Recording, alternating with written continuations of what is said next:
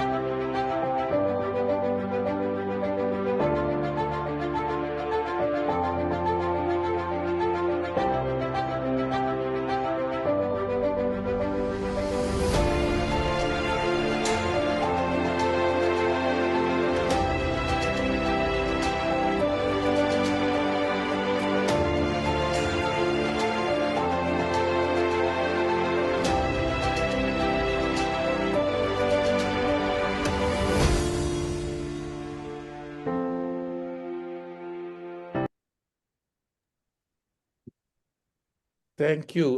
May I request Sandeep and Rinaldi to run the session now, please?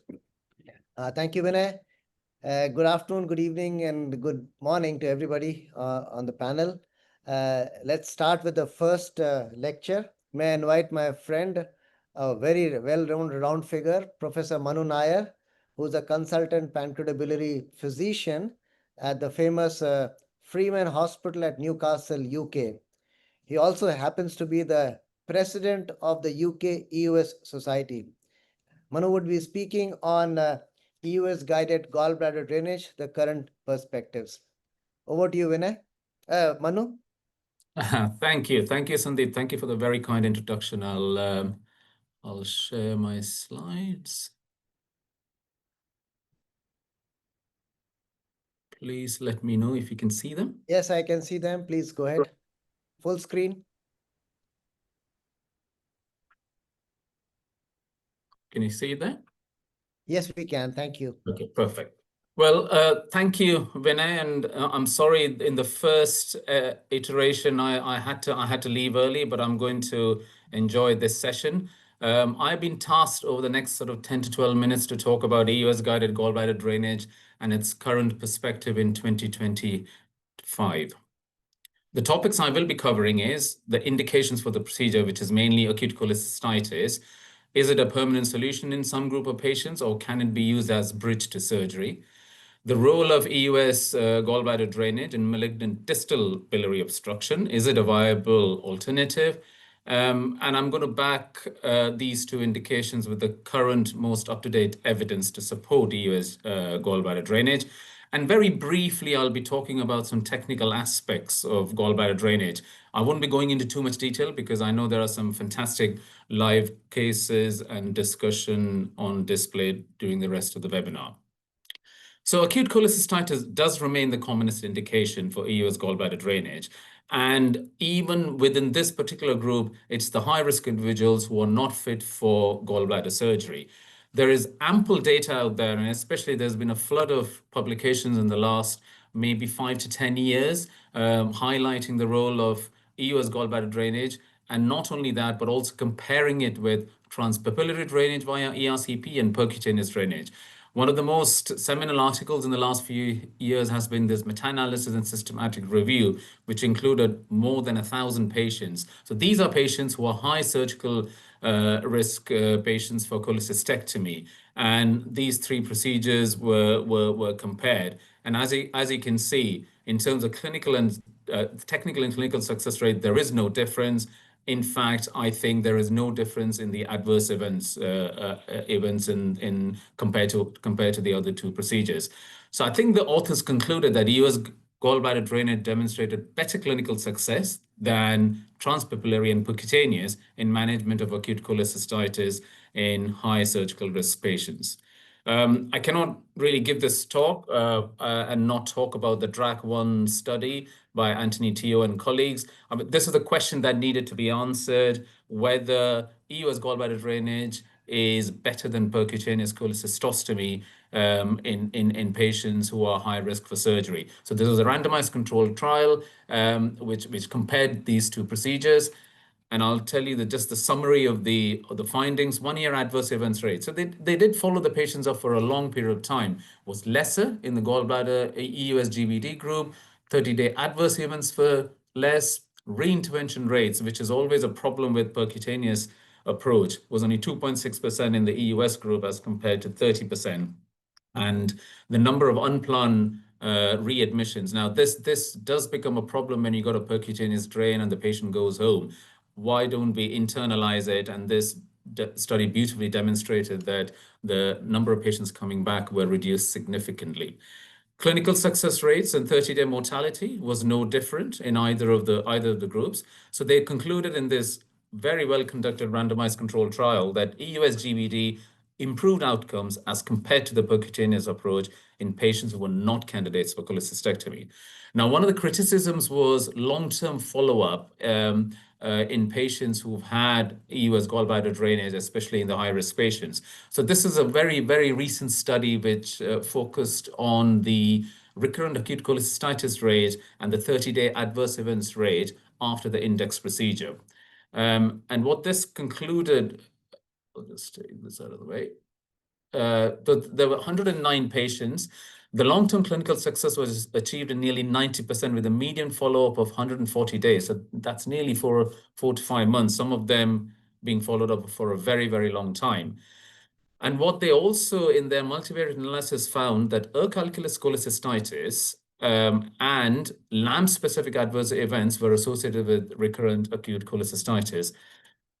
Adverse events were high, so it wasn't as if we are doing a procedure where we're not going to be having complications. But only a small proportion had adverse events of related to the procedure 30 days after the stents were inserted. So these were all lumen opposing metal stents. So they concluded that gallbladder drainage with LAMS has a high rate of long-term clinical success and modest adverse events rates, and would be a reasonable therapy for high-risk surgical candidates. So as a treatment for gallbladder drainage in high-risk patients, I think there is enough evidence to support the use of lumen opposing metal stents. Can it be used as a bridge to surgery? Now, this is an area where the evidence is actually evolving. I've just put up a couple of publications in the last couple of years. One by Tyberg and colleagues, another from Doug Adler's unit. So the Tyberg paper was a multi-center international study in patients with acute cholecystitis who underwent EUS approach and percutaneous approach, followed by an attempted cholecystectomy. 139 patients.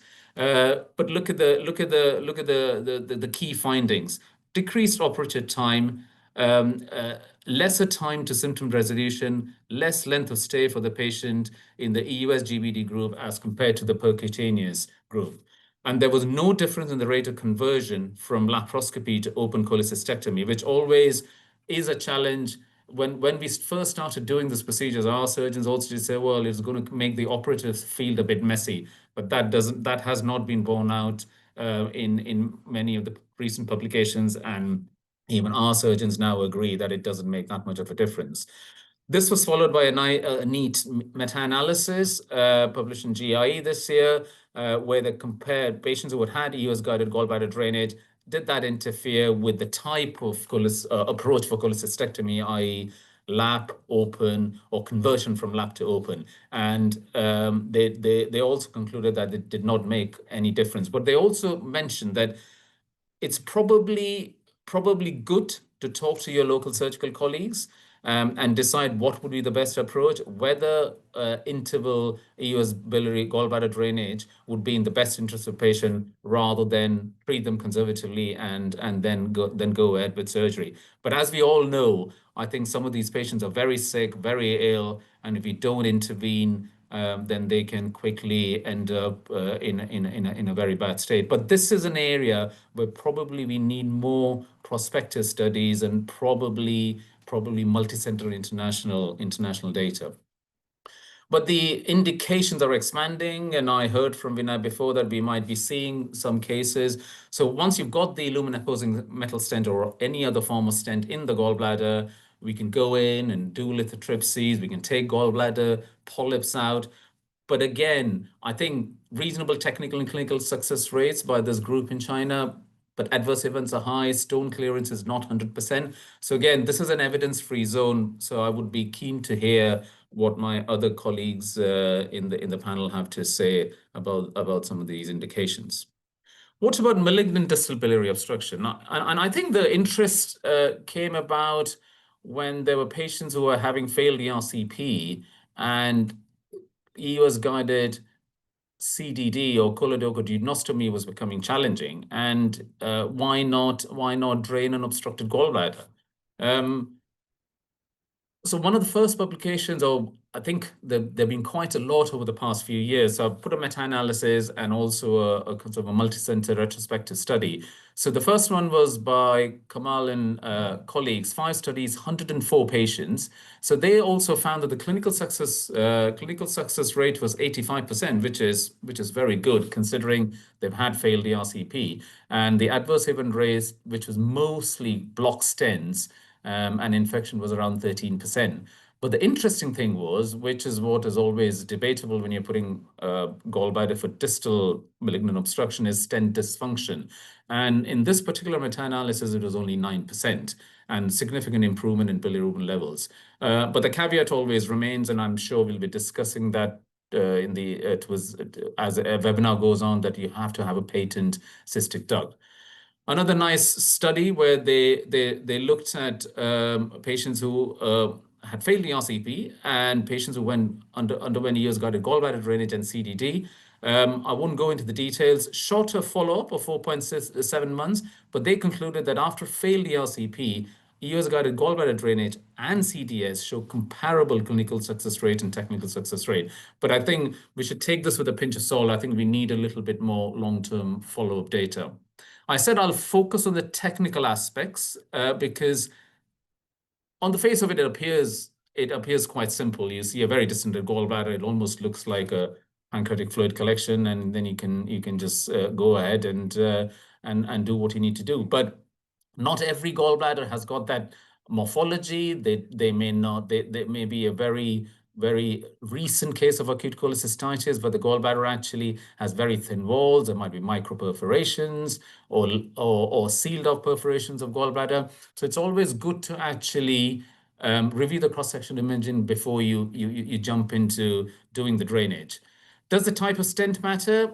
I mean, I think most of us probably use the hot axios and the Spaxa stents, which is what we do here, but there are obviously other stents that are available in the market.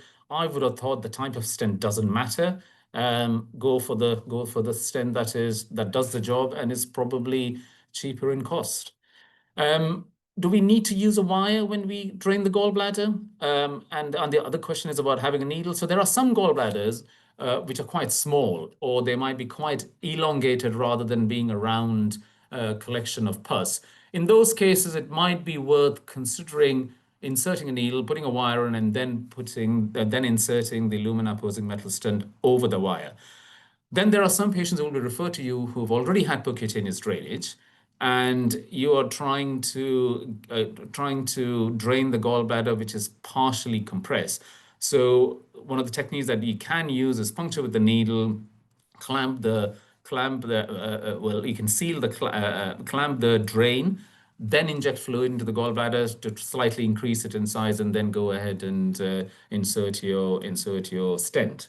But I think all of us would agree, and which is what we do here, it's usually a freehand technique, and touch wood, it doesn't usually cause too many problems.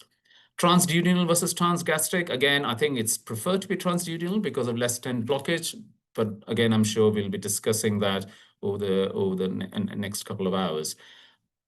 I think we tend to put pigtail stents in if we see on EUS that there are big stones and there's a possibility that one of these stones might block the gallbladder, which is not a good thing because then it can result in perforation of the gallbladder. So we do tend to put a pigtail stent in if we see stones. The other debate, and what we don't know in patients, the non-surgical candidates, we're putting these lambs in, how long do we leave it? Do we get them back at a reasonable interval to exchange it? Do we actually go into the gallbladder and clear the gallbladder of all the stones and then remove the lambs and just leave it at that? So again, I think this is an evidence-free zone, and it's something up for discussion. So to conclude, I think EUS gallbladder drainage is a safe and effective procedure and has been practice changing. As a first-line therapy, it is very useful for non-surgical patients, and there is overwhelming evidence to support it. But it can also be considered in some surgical candidates as a bridge with close discussion with their local surgical team. There are expanding indications for EUS gallbladder drainage, but I think there's more work to be done there. And as a rescue therapy, it seems like a very good option after a failed ERCP, or even if EUS CDD is technically not possible.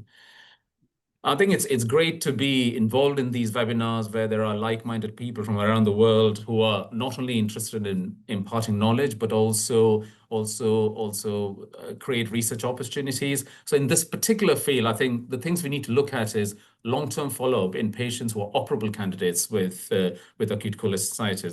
That's something we can look as a group. Comparing EUS gallbladder drainage versus CDD after a failed ERCP, I think one of the groups is getting this trial ready, but it'll be interesting to see what the outcomes are. I haven't touched on the optimal training pathway, which I think again there's a lot of discussion, not only in the UK but around the world, and there are a few publications how to train in therapeutic EUS, and which is better, transduodenal or transgastric, which will require some large multi-center cohort studies. So I think I've given a quick run through of what the current perspective is. I will stop talking now and happy to take questions. Thank you. Thank you, Manu. That was a very nice talk, nice and lucid. But we will take questions in the end. May I request the panelists and the people who are listening to this webinar to post a question in the chat box so that we will address them as we move forward in this webinar. I would now request my co-moderator, Dr. Cosmas Rinaldi Leishmana, to introduce the next person. Abed. Thank you, Sandeep, Vinay. So it's now my privilege to introduce, I think the next our international faculty is Professor Abed Alahimi. So he is the chairman, the gastroenterology and hepatology department from King Fahd Medical City, Saudi Arabia. Open. Oh, hi, Dr. Abed. Yes, Can you hear yes, us? hi. Hi. Yeah, it's very clear. Hi. Yes.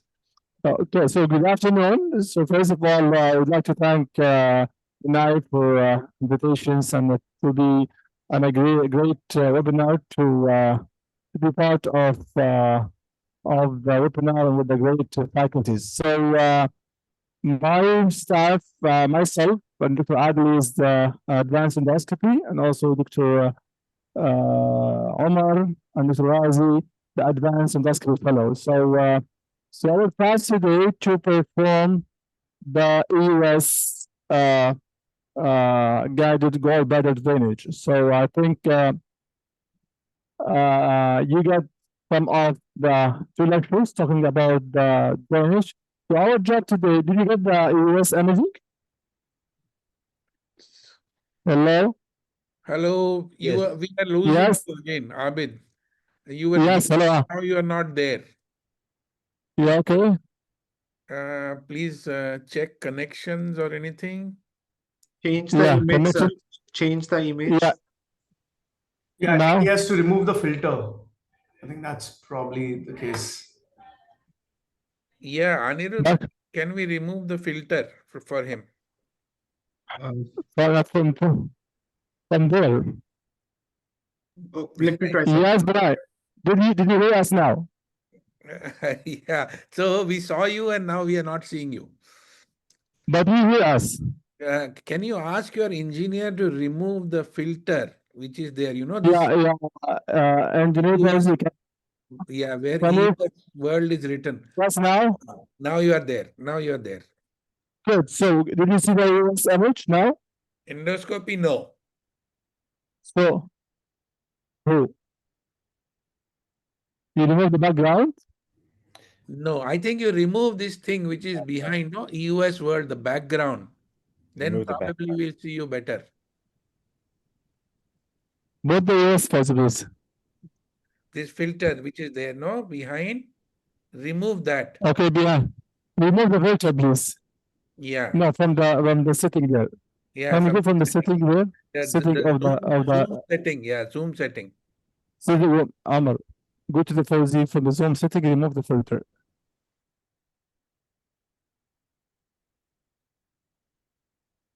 So Abid, you are running around. I heard you were, I think, busy with another conference. Yes. Yes, so yeah. So give What? the camera. Yeah, can you get back camera to camera, Fauzi? Cameraman, please. Yes. Only the light, Omar. Keep the Razi. We can see Razi, you keep now, the light. but we don't see the endoscopy or EUS image. We are seeing both of you. So what's the problem? I'm not sure. Is it from the setting of the Zoom or the No, see the background which we have included. No, if you remove that, Okay. so you must be having a Can you split. get the cameraman? Yeah. In case you get the cameraman here. Yes, yes, So we yes, try to solve it now. Keep the light off, please. yes. Okay, off the light, please. Come here, please. See if we can, yeah. Yeah. Shift to the cameraman, please. Can I ask you to shift to the camera? Ask Fauzi, give the camera, please. Okay. Make it.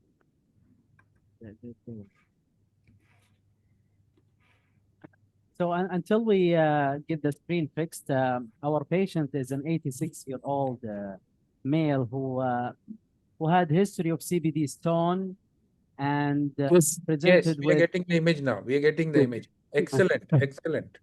Yes. Good enough. Yes. We can come back.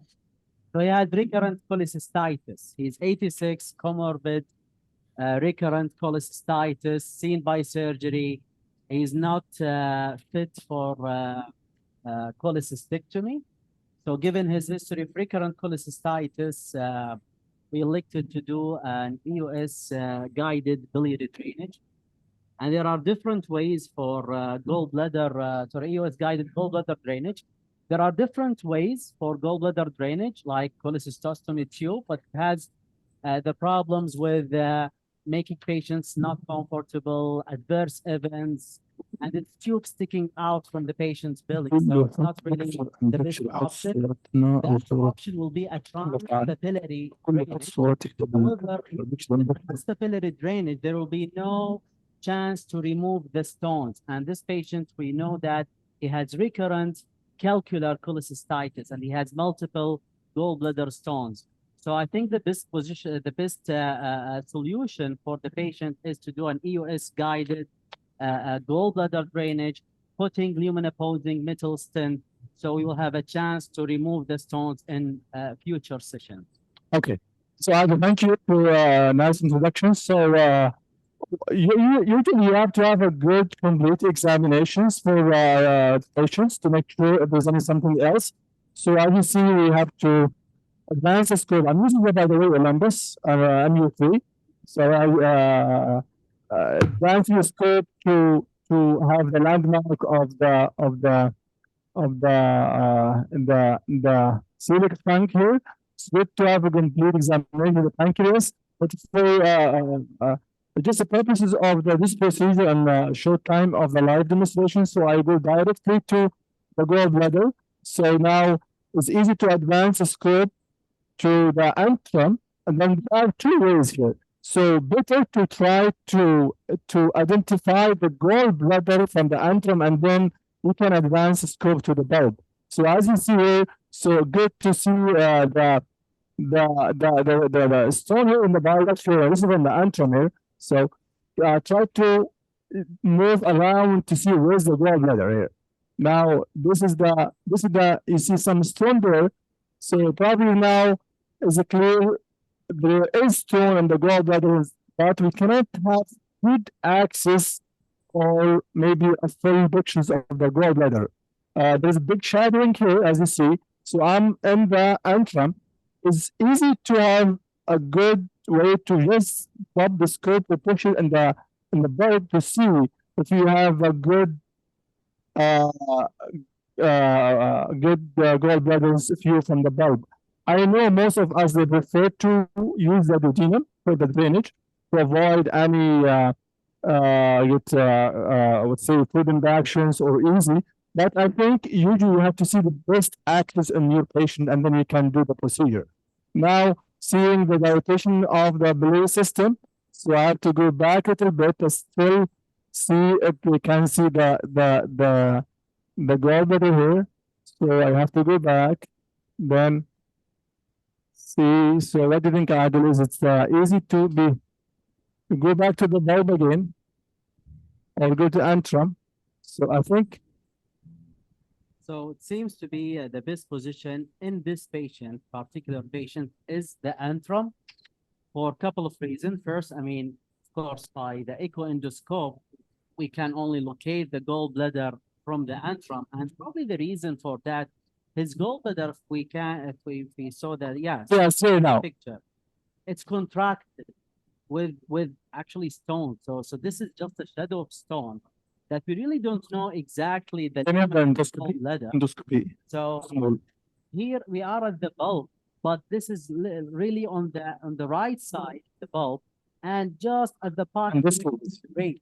So it's not a very stable position to puncture and put a lamp in this contracted gallbladder, and just like the first few millimeters of the bulb.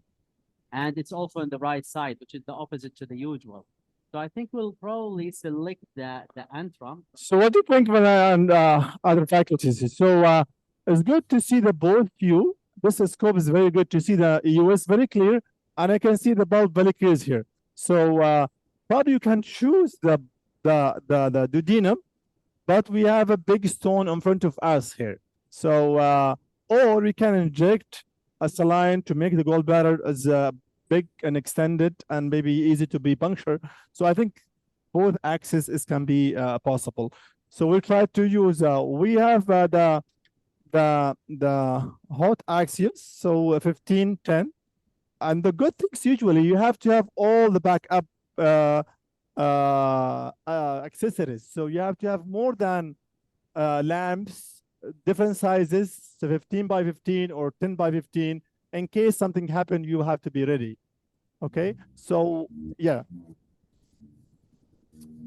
Yeah. So did you hear us? Good. So do you have any questions or any preference to choose the duodenal or gastric? Abed, this is Vinay Yeah. here. There is some complaints that sound is not good. So can you maybe keep the mic a bit away from your mouth? Now it's okay? Yes, yes, yes, yes. Thank you. Thank you. Sorry for that. Yeah. Give me the, yeah. So Abed, you don't seem to have a lovely distended gallbladder to hit the stent. Yes. So this is this is the concern from Dr. Adil. So he preferred to puncture by the needle and then you inject contrast or saline to make it more distended, and probably it's an easy and safe. Okay, we can do it. I think this is a good suggestion. Can I have the 19, yes. There is Yeah, a because it seems contracted. Yeah. that why don't you use a smaller stent, a 10 mm axios in such cases? That's a question here. 8 mm or 10 mm in this case. Also, can we see the view from the antrum? So for the gallbladder drainage, I mean, yeah, as you know, we can use 15, 10, but for this case, yeah, I'll probably definitely 10 diameter, 10 millimeter instead of the 15, because it is really contracted. And I mean, we won't really use 8 millimeter or 6 because it's really too small that we cannot use it as an axis for scopes in the future to remove the stones. So I think 10 will be the best option here. I mean, we will inject first and then see. The other thing why we probably better Saline. inject here Saline. because there is a stone on the way and the stone can be hard. So we just keep puncture with the lamps and then we cannot access the gallbladder. Okay. So I think it's a good test as well to stick a needle and then go from there. So try to aspirate first. Okay. Negative pressure. So we will try to aspirate. Does the patient have cholecystitis right now, or it's just a history in the past? Just the history of the recurrent cholecystitis. So unfortunately, he doesn't have cholecystitis. That's unfortunate for us. Yeah, it can be quite challenging if, right? I mean, yeah. So now the needle is in. I mean, we can see probably the probe of the needle, and we'll try to manipulate so we can maybe get some bile, because I mean, even when it is contracted and there is a stone in the way, sometimes it's difficult to get also a bile. So maybe just pull the needle button. Okay. Just pull a little bit. Yeah, a little bit deep. Just pull. Yeah, we'll try to adjust the needle. Pull. Yeah, it seems very contracted. Yeah. Abed, were you able to trace the cystic duct? There's huge dilatation of the biliary system. There's a stone there, so it was a little bit difficult to see the cystic duct, and was not dilated even. And no intervention was performed for this patient before. I think he underwent an ERCP. Just an ERCP. CP for the CPD stone, yes. So. Yeah, no, I was thinking if the cystic duct is blocked, it'll help gallbladder expansion. So try to see on the fluoro. If you get the fluoro, can you see the fluoro? But yeah, can you? Yeah. So yeah, we'll try to inject now. Get us the either saline with contrast. Yeah. Yeah. Take it out. Opposite. Opposite. Yes. Go. So where is the saline? Okay. So, or maybe if it's difficult from the bulb, then we can go back to the stomach and change from antrum. And we can use 15. Give me Okay, saline, go. pure saline. Yeah, go. Okay. Go. Yeah, show the fluoro, please. Go. So now we are injecting Go. contrast. So Yeah. we can see here. So that's really the gallbladder stone. Or this is the Bile duct. Yeah.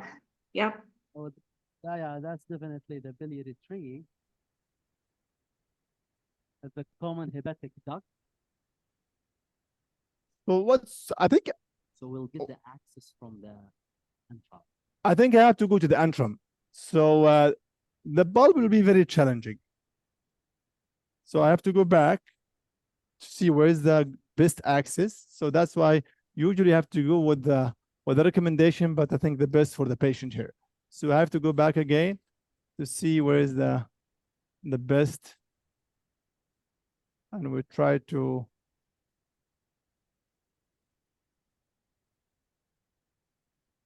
Can we have the endoscopy or EUS view? Yeah. Can we have the EUS, please?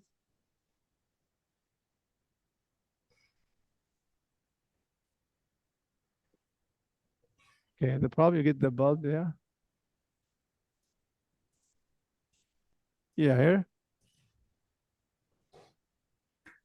Oh, okay, yeah. Can we have the 19 gauge, please? It's here. Yeah, hi, Abed, this is Saurabh Mukhewar here. You know, Yeah. I don't think you don't have that much room for placement of the 15 mm stent, right? With that appearance on the fluoroscopy.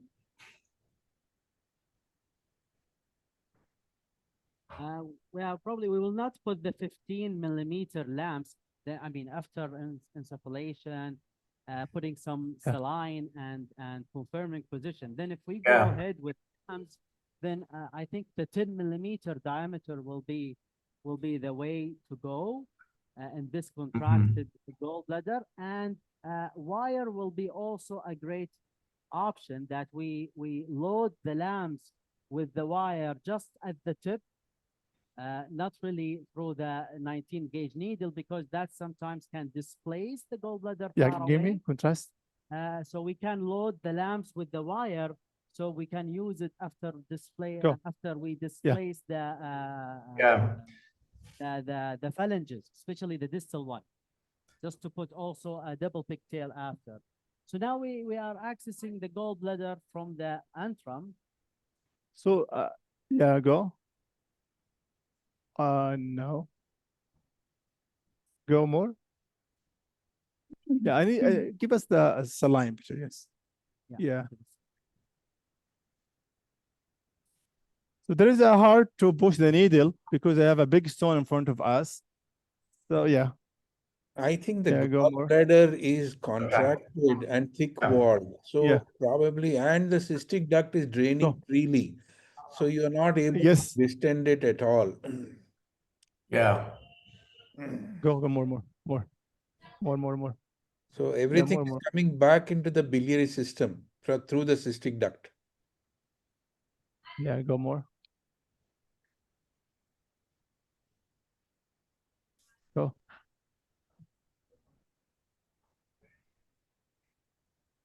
So from the position and the picture in the echo endoscope, this is most likely, we know that this patient has a stone in his gallbladder, not really the CHD. And this is a stone by the EUS. So most likely we are hitting the neck of the gallbladder, especially the first view when we were at the bulb of the duodenum. The first thing that was filled was the cystic duct, and then the biliary tree. So we actually did not hit the biliary tree. We hit just the neck of the gallbladder, and the contrast went back to the cystic, then into the CBD, and it's not really going to the body and the fundus of Okay. the gallbladder. So Aspirate. that will be challenging here. With Aspirate, this aspirate, one is negative. the neck Negative. of the gallbladder that precluding putting saline Yeah. and inflating the gallbladder to put an axis. So we'll keep trying to inflate the gallbladder and see what we get. Abed, have the- you chose a But very you have a good, difficult case today. yeah. So this is usually the live endoscopy Yes, cases. yes, yes. But you know, for us, time is a problem. Why don't you continue and we come back to you? Let us know if things are okay. So what I prefer, I think this is a good axis because we are sure we are injecting inside biliary and gallbladder. So contrast there is having a good demonstration is a biliary system and a gallbladder. I will go ahead. I think I can choose axis and then I will place either 15 or 10 lamps. You are going to place the stent now? Okay. Yes. Yes. Give me the stent, please. Yeah. Okay. Give me 10 by 10. Okay. So good to listen to your assistant usually. So that's why the fellow also, the advanced fellow, they said 10 by 10. We'll see. I know in the beginning of the gallbladder drainage, they prefer 10 by 10. By now, no more. They prefer 15. It's better to decrease the complications or maybe. Abed, this will be a little challenging. Now that your gallbladder did not get distended, your downstream to the stone and the cystic duct is patent, you may have adverse events. I anticipate that. So one has to be extremely careful when not to do it, and that would be another important lesson for the audience. Contracted gallbladder is a different beast altogether. A distended gallbladder is an easy shot for anybody. So when not to do is an equal important message which everybody should get. Yeah, I totally agree with you. I think usually we have.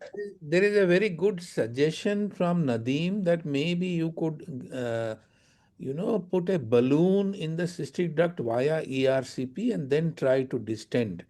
Nadeem has given this suggestion. It's a fantastic suggestion. So if because right now it is not distending at all. And I agree with Sandeep that, chances of creating and the distance also is quite a lot between the duodenum and the gallbladder that we are seeing. So, but we also face this issue quite a lot. This can happen with a cholecystostomy tube in place or several patients with multiple stones and gallbladders, thick wall contracted. So we have started a video in GIE. So our approach is to cannulate the cystic duct at the ERCP wire, pass a balloon extraction balloon on it, and then distend the balloon and basically fill the gallbladder. This way it prevents any contrast leaking back into the cystic duct or CBD, and then you've got an adequately distended gallbladder where you can deploy the stent. So I think I agree it's difficult, very challenging. Thank you for sharing it. I think we shouldn't compromise the best approach possible for the patient, which in most cases is transduodenal.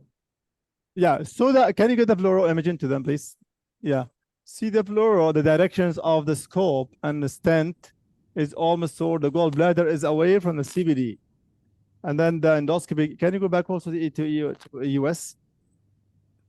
Just not sure it's distended enough to put a stent right now.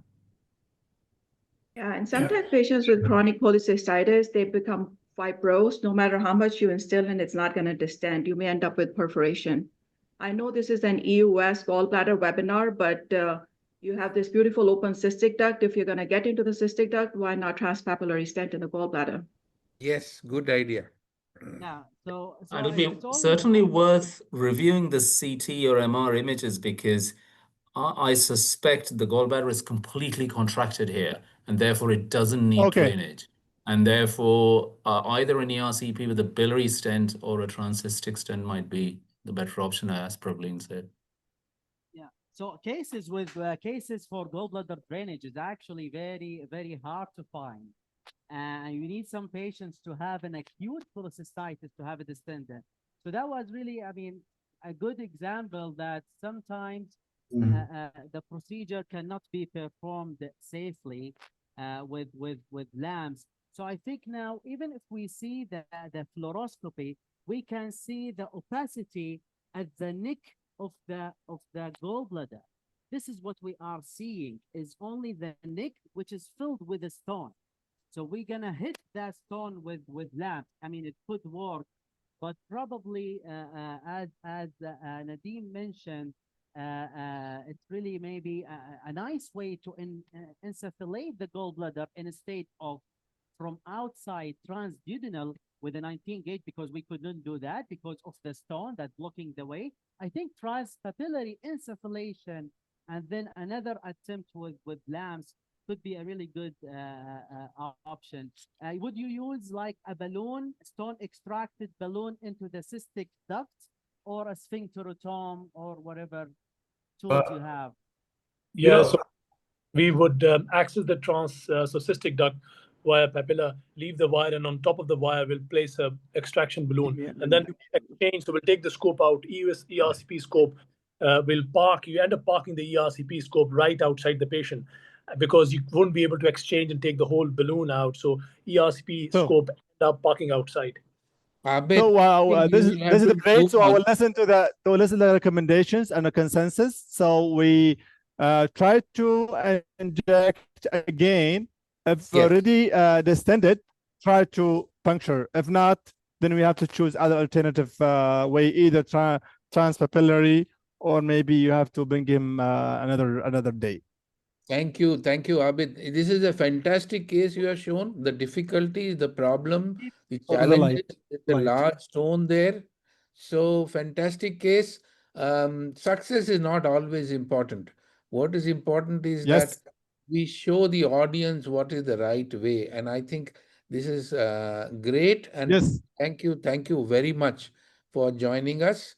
You please continue this and let us know how things are. It's a pleasure. Thank you. Thank you. you. If you have anything, I will update you. Thank you. Thank you very much. Thanks, Abed. Thank you. Thank you. Can you move on?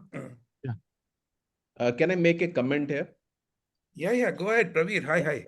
Yeah. Sir, in all these cases, when we are planning an EUS guided gallbladder drainage, I think it's a good idea to have an MRCP with MRI beforehand, just to be sure about the patency of the cystic duct, how the gallbladder looks like, whether the stones are impacted or not. So that really helps for the procedure, because sometimes it becomes difficult on EUS to just evaluate everything. So if you have a roadmap beforehand, it really helps. Yes, I agree. Just last week we did a case, diagnosed acute cholecystitis on CT, patient not fit for surgery, but not very distended. We found it very difficult. Ultimately ended up placing a 10 mm stent. But sometimes you do find challenges because the gallbladder is not adequately distended. Okay, we are running very, very late. Sandeep? Okay, thank you. Yeah, thank you. Thanks, Abed. Thanks. Thank you. So let me introduce the next speaker, a very important person and a very well-known figure world over, Dr. Prabhleen Chahal. She is currently the professor of medicine at Texas Health San Antonio. Prabhleen was earlier at Cleveland Clinic, and now she's moved some light off. Over to you, Prabhleen, for your talk on a video lecture, a difficult case of GB drainage. Thank you so much, Sandeep, and thank you, Vinay. I'm going to share my slides here. Yeah, we can see the slides. Yes, you're all set. All right, perfect. Big screen, and then you're okay.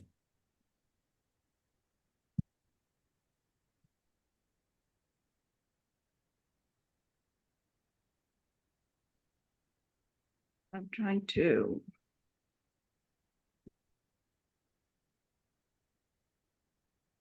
It's on the bottom right beside the volume. Yeah, so that's obscured by the. Okay. Zoom, by the Zoom. Yeah. Okay. I know. This one on top. Yeah, there you go. I have to move the panel at the top Here it because is. that was Okay. obscured. Yeah, that's it. Press that. Yeah. Yeah. Okay, yeah, there you go. All right, perfect. Perfect. Yeah, thank you so much again for the opportunity, and I'll try to stick to my allotted less than 15 minutes. So I have a few videos that I'm going to share of challenging cases, and we just saw one being performed. I like this quote. I would like to start with this. This is from the commander of Apollo 8. A superior pilot uses superior judgment to avoid situation which requires use of superior skills. But despite that being done and said, all of us, we do encounter these situations. So we saw one right now from Abed where the gallbladder was packed with the stones. And again, we panelists, they discussed several options, including good old ERCP. We talked about the contracted gallbladder using the needles 1925 gauge to distend it, look at the cystic duct. I personally traced the cystic duct to see if it's open.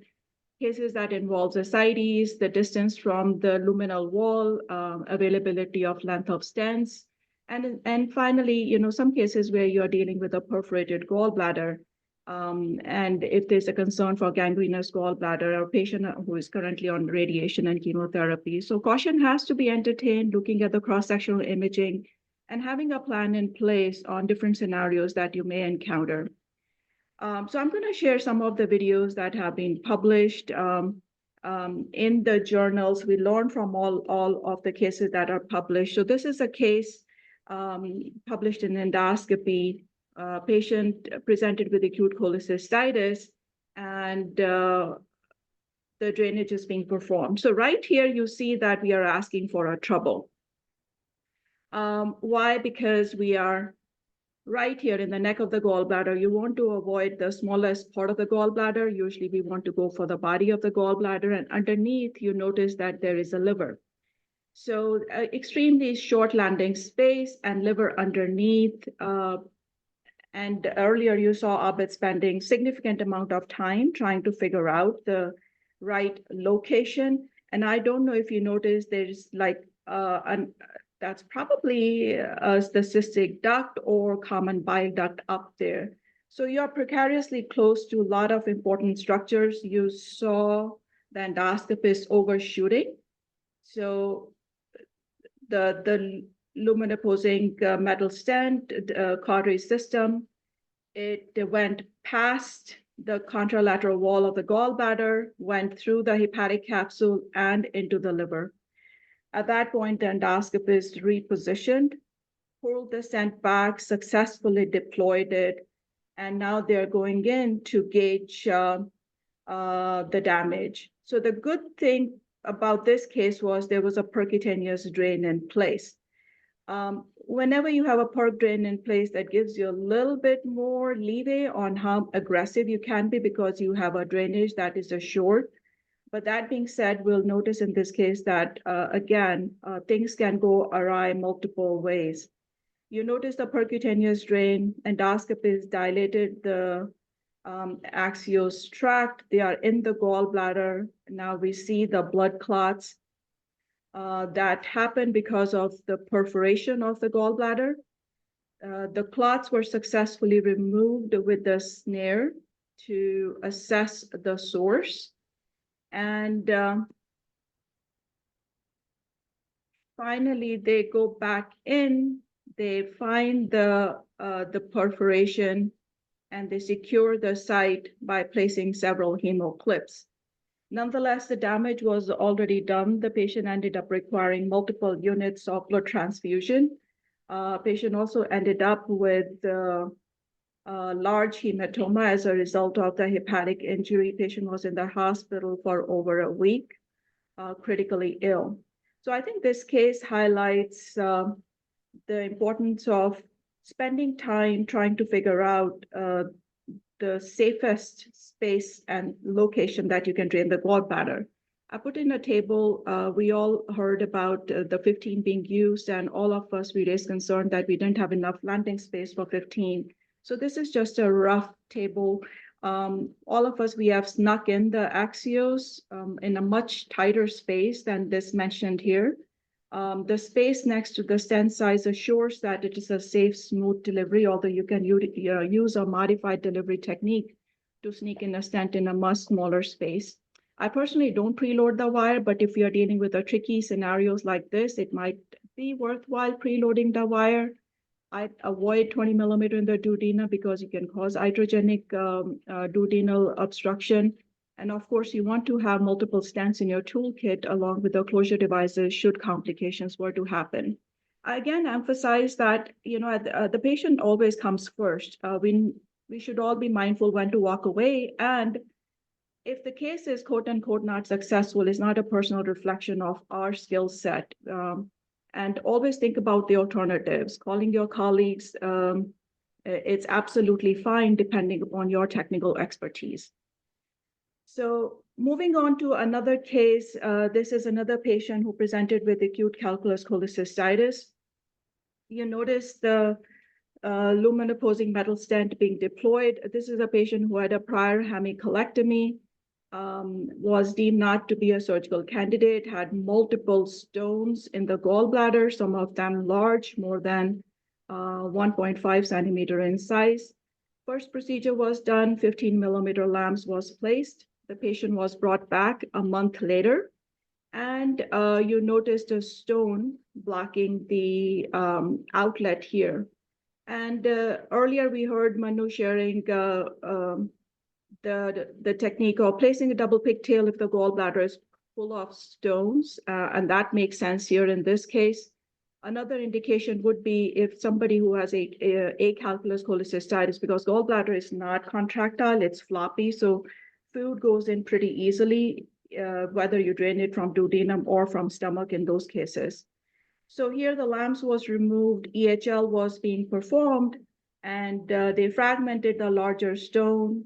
They're trying to remove the stone fragments with multiple tools at disposal. Partial removal was achieved, and then the patient is now brought back month 2 after the initial drainage. So the important point in this case is usually the dictum is, it takes about 4 to 6 weeks for the fistula tract to mature. I've personally seen dehiscence or separation, especially if somebody is diabetic or they have significant comorbidities, even 6 weeks after. So this is the case now. We are 8 weeks after the initial drainage, and during the process of large stone removal, they noticed the separation of the gallbladder. So just the fact that we are 8 weeks out, we still have to be careful on how much tugging and pulling we are doing while removing the stone. And this is especially true for really jagged stones, large stones that we are trying to remove out of the fistula. So it's best that we fragment them the best we can and then do the removal. So in this case got even more complicated when after clearing the larger stone in the body, they noticed stone stuck in the neck of the gallbladder. So you notice that a neck, it's extremely tight space. There is an evidence of some acute chronic cholecystitis going on.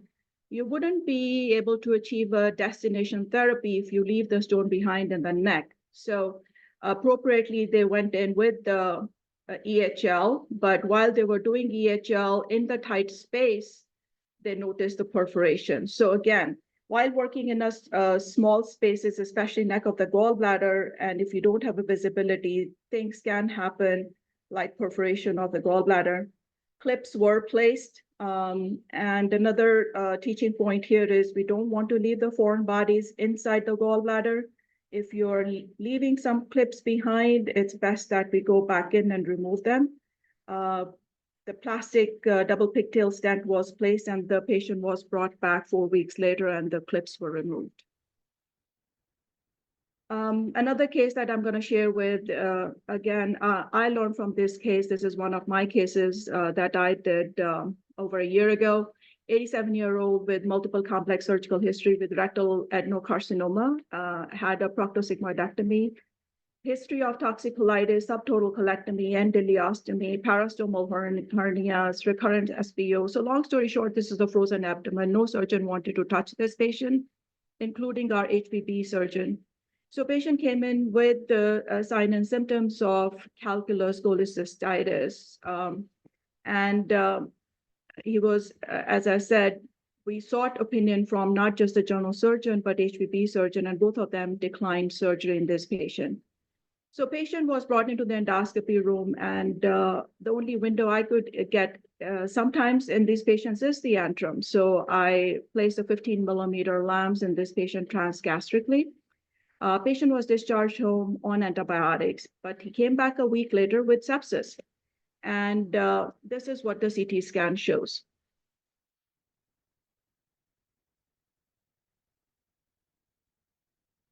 So, and I saw some deep reaction there. You noticed the lumen-opposing metal stent is now outside the gallbladder. There's a little bit of a acute fluid collection in a cystic area. You see the gallbladder is full of some debris, and it still remains distended. So at this point, we are a week out after the lamps placement. What would be the next step? And the lamps has migrated out of the gallbladder. Should we call the surgeons and ask them to reconsider? Should we call the IR to see the gallbladder still distended, put in a perc drain, or should we attempt another endoscopy to salvage the situation? So while we are all advanced endoscopists, we love draining gallbladder. So we brought the patient back and we confirmed that it has migrated out, but fortunately I was able to see the fistulous tract. We access the fistulous tracts under fluoroscopy. Usually I don't put the patients under fluoroscopy for my initial index gallbladder drainage, but this particular case, we knew we will need fluoro.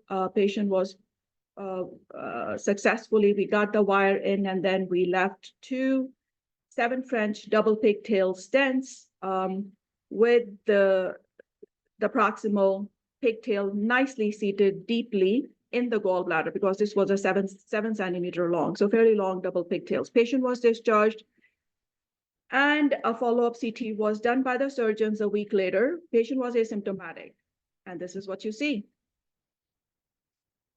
I'll run it again. And here you go, that's the money shot. So now we have a lamps which is still migrated out of the gallbladder, and the 2 pigtails that I put in, they are now completely inside the gallbladder. Gallbladder appears to be a little bit less distended, but there's some still debris in it. So we brought the patient back again, same choices exist. We brought the patient back the 3rd time. The gallbladder, I went in transgastrically just because that was the safest location I could get. I didn't mention the stomach was very distorted in this patient because of all the previous surgeries and possibly adhesions. You notice the gallbladder is all full of food and it looks ugly. There is some infected material in there. We grabbed the pigtails, removed them completely. I was able to dilate the tract because by this time we are about 3 weeks out or so. We felt safe enough to dilate the tract and go in through that. The pigtails were removed, and then the question is, what should we do at this point? So the lesson that I learned from this case was I placed in a 15mm lamps. Should I have placed a pigtail right from the outset? Since this was a 15mm lamps, 7 French pigtails were too small. They just got sucked in through the lumen of the axios. So if you're putting in a 15, use a 10 French pigtail stent. It's not going to go through the opening, and you notice the stone being removed there. So that's exactly what we did. We learned from this case for 15, choose a 10 French, and we went a step ahead and we secured the pigtail this time with an X-tack. Patient did really well. We brought the patient back about 4 weeks later, removed the lamps and left the pigtail in indefinitely because there was an evidence of chronic cholecystitis. So you can debate whether you should have left the pigtail in or not at this point. So Vinay, am I up to 15 minutes? Because I have a few more videos to share, but I can wrap it up at this point. Go ahead. Okay. So this is another case I'm sharing with kindly shared by Manolo. You know, initially when I started the gallbladder drainage, the cases that I would initially get is the conversion. Those who have had the percutaneous drain and the surgeons, they patients have been wandering around for years with the PERC drain. They have stones, they cannot remove the drain out. So those were the initial cases. It still continued to be the referral at this point. So you notice here somebody with a PERC drain tried to deploy the lamps, and you notice that it was misdeployed. And at this point, the question is, with the PERC drain, as I mentioned, you have a little bit more safety net. So the tract was dilated, NOTES type of procedure is being performed. And you notice that the endoscopist is trying to grasp the migrated stent lamps and trying to pull it, see if he can bring it across from the duodenal gastric side. So it's, for those of you who might have done the NOTES procedure, it's easier said than done, especially with the migrated stent. You have a mobile gallbladder. It's not easy to pull it. So how much traction do you give? It is also very tricky, because if you do too much, you're going to yank it out completely. What he was trying to do is just give enough so he can maintain the distal end inside the gallbladder and bring the proximal end across the gastric fistula. So those attempts were unsuccessful. This is where having the backup stents in your toolkit is important. So at this point, fortunately, the other end was still inside the gallbladder, and the patient also had a PERC drain in. So the access was again achieved with the wire. You notice the sphincter tone being used to get into the gallbladder. And then over the wire, through the scope, fully covered metal stent. I think it was a second lumen opposing metal stent that was deployed. And now you have another phalange, which is deployed inside the migrated stent, which gives you enough traction to pull it across the fistula. So another point that I would highlight in these cases is, yes, we always strive to internalize the gallbladder, the cholecystostomy tube. Not too uncommonly, especially in patients who have indwelling PERC drain, and you can always use the PERC site. But for those cases, if you're trying to remove the gallstones out from the PERC sites, which you can easily do, you have to have a PERC tube a little bit larger, not your usual 8 or 10 Frenches. You get 12 French, especially with a chronic PERC fistula. You can put in a fully covered metal stent across the fistula and then go percutaneously. So that option always exists. I did publish about that. And then I think this is another case where which just highlights, right? First of all, again, we learn from people who are brave enough to publish their quote unquote failures. So right now here, you notice that the distance between the transducer and the gallbladder is really thick walled. It looks like a little bit more than a centimeter in size, right? So, and another thing that I've noticed, especially in dealing with chronic cholecystitis patients, gallbladder may form adhesion, so it's not that mobile. So we rely on pulling the gallbladder closer when we are deploying the proximal phalange, but sometimes it just stuck and you may not be able to pull it. So be careful if you think the distance is more than a centimeter, use the saddle length, or you may want to choose the alternative route. So this is exactly what happened in this case. The distance was longer, they tried to tug it, and next thing we know, we completely pulled the lamps out. And this site was again closed, and another attempt was made to deploy the lamp successfully, this time choosing a more safer location. Some mimicker pitfalls, again, we have published about this. I've seen this multiple times. Necrotizing pancreatitis, mimicking as gallbladder, massively distended CVD. We just saw, and of course, gallbladder that looks like multiseptated and kidney cyst on the right side. They can all throw you off. And with that, I end. Thank you so much for your time. Thank you, Prabhleen. We're running short of time, and may I request my friend Deepak Gunjan to give his perspective. Deepak, you're online. Thank you, sir. Am I audible? Yes, go ahead, Deepak. Yeah, thank you. I think Dr. Prabhleen has shown multiple videos, and these are all difficult cases, and I would say that all of them were adventurous to go into and solve the problem whenever there are complications occurs. I think message is very clear that if you are not an expert, don't venture into it. Learn and then venture into it. And if you are novice, then always take a gallbladder which is distended and it is near to your lumen, so that, like in fifth cases, the distance was more than 1 centimeter and there was complication. And always put a Doppler so that you can see the vessels and then puncture it, so that the risk of a bleed is very low. The second point is that whenever there is complications occurs, most of the time we try to solve with endoscopic technique. And if you are, if you will think you were able to solve the problem, like fourth or fifth case, when there is a maldeployment stent, they put the another lamps and then try to withdraw the first lamps which maldeployed. Usually we do in when there is a large pancreatic collections, if it is maldeployed, you put another lens, dilate it and take it out. I think that's in limited space, that is very innovative approach for solve these problems. The third point is that whenever you are doing reintervention, give the time to mature the tract. If the tract is not mature, as Dr. Prabhleen has shown you in second or third case, there is always risk of adhesions, because these are not a natural tract, these are diseased patients, diseased tract. So the having chances of complications are very high.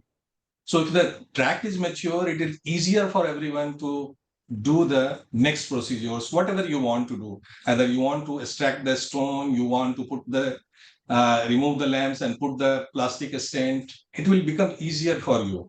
If the tract is not mature, then it is problematic. It will land into you will land into the complication. Regarding the adverse event, Dr. Vinay has asked for talk about some of the adverse event. I personally feel that US guided procedure has still, I think, way ahead to go, because the chances of complications are still very high. If you will compare with ERCP, the chances of complications are way beyond what we see in ERCP. So we have to develop various techniques, various stents, or we have to standardize the procedures so that we can decrease the rate of complications. We see with the, when you compare with the percutaneous drainage, the chances of complications and the outcome is better, but still I would say that complications are way higher than if you will compare with ERCP, or in surgery, if you will compare with laparoscopic cholecystectomy. So we have to, I think, with multiple collaboration, as Dr. Manu has talked in the first talk, that we require multicentric collaboration to answer all these small questions, so that we can make it more safer for our patients. I think that's it. Thank you, Deepak. Those points are very well taken, and I think experts have to deliberate on all these aspects. I think we'll move on to the next talk. May I request my co-moderator Rinaldi to introduce? Yeah, thank you, Dr. Sandeep. So now it's my privilege to introduce also my good friend and one of also the very best endoscopist experts in EUS, Dr. Rajesh Puri from Medanta Hospital. So you can just start your difficult case of the gallbladder drainage. Please, Rajesh.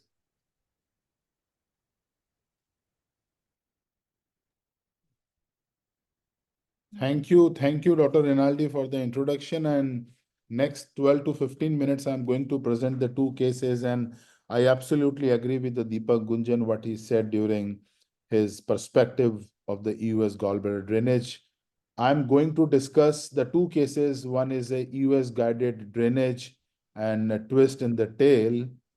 So 70-year-old male who presented with the cholestatic jaundice with pruritus from last 1 month, significant weight loss and fever of 5 days. On examination, he was ectric and the gallbladder was palpable. His leukocyte count was 16,000, total bilirubin was 10, with direct of 9 and gamma GTN alkaline phosphatase was high and the INR was normal. This is the CT scan of the patient, and you can look. The gallbladder is hugely distended, the bile duct is grossly dilated, and there is a mass at the neck of the gallbladder, and EUS guided FNB done, which shows an adenocarcinoma. There are the large lymph node with the vascular involvement. So this patient was unresectable, and the patient was referred to us for ERCP. And with a palliative intent, we did an ERCP and we put the bilateral covered biliary SAMs, and patient continued to be on IV antibiotic for 3 days, and his LFT starts showing improvement. Patient was sent back home, and he come back with the history of fever and the severe hypochondrial pain. His jaundice has improved, but the gallbladder was palpable and it was tender. And on ultrasound, which shows a grossly distended gallbladder with pneumobilia in both the intrahepatic radicals. And we plan now either you can do a percutaneous gallbladder drainage or an EUS guided gallbladder drainage. As this patient has the palliative treatment, we thought that let's do an EUS guided biliary drainage, which is an internal drainage. And we find a good window from the first part of the duodenum. After applying the Doppler, a 15 millimeter lens was placed, and you can see both in fluoroscopy as well as an endoscopy, the distal flange is open, and we tried to open the proximal flange.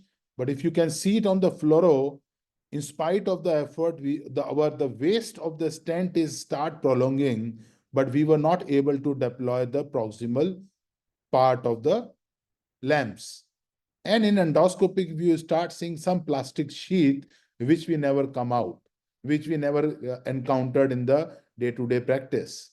And while removing the inner sheath, inner catheter, look at on the fluoro, as well as on endoscopic view, we are trying to remove the inner catheter, which is a bougie shape, which used for puncturing the gut wall in the cyst, but we are not able to take out the inner catheter from the lamps.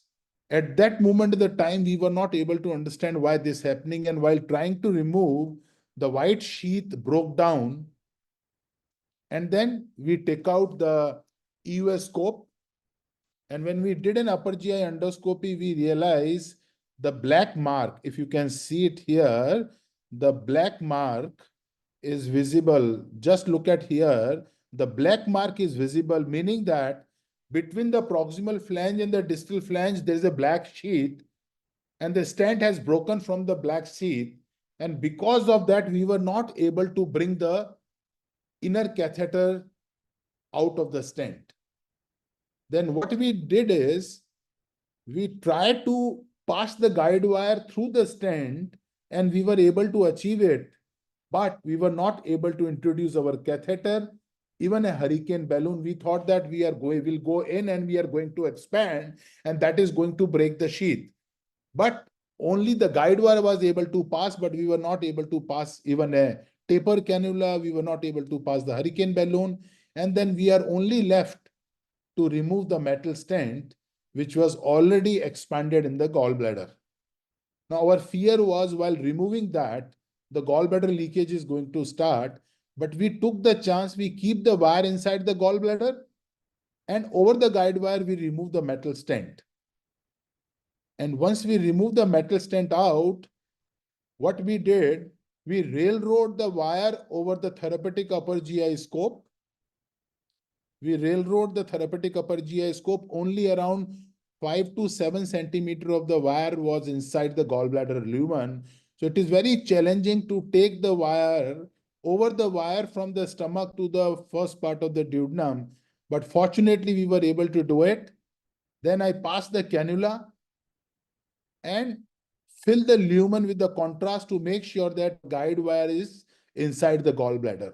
Once we ensure, then I put another lumen opposing metal stent through the upper GI scope over the guide wire, and we deploy the distal flange.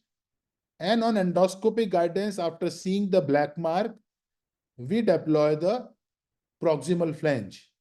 And fortunately, because we were able to keep the guide wire inside the gallbladder lumen, we were able to salvage this patient. and the position of the lamps was confirmed. You can see the bile was start coming from inside, and we took the cholangiogram.